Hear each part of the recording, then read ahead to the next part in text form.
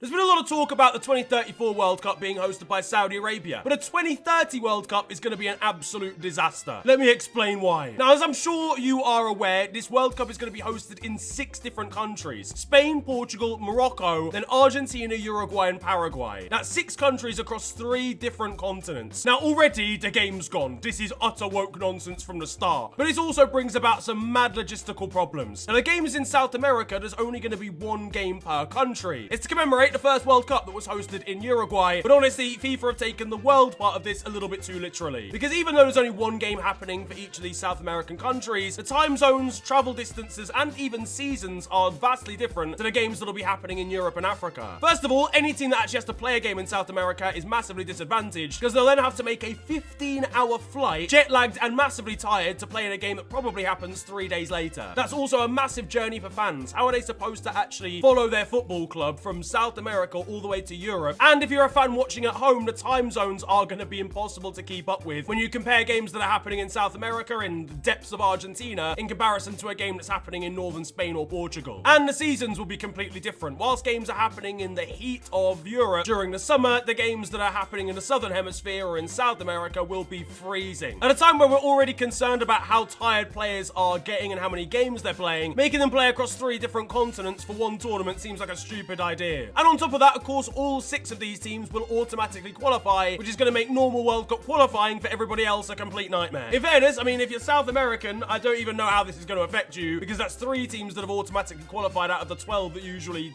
take part and have a chance. And it also seems massively unfair that a nation that's only hosting 1 game should automatically qualify for the tournament. Either way, logistically, this is going to be a nightmare. Let me know what you think down below.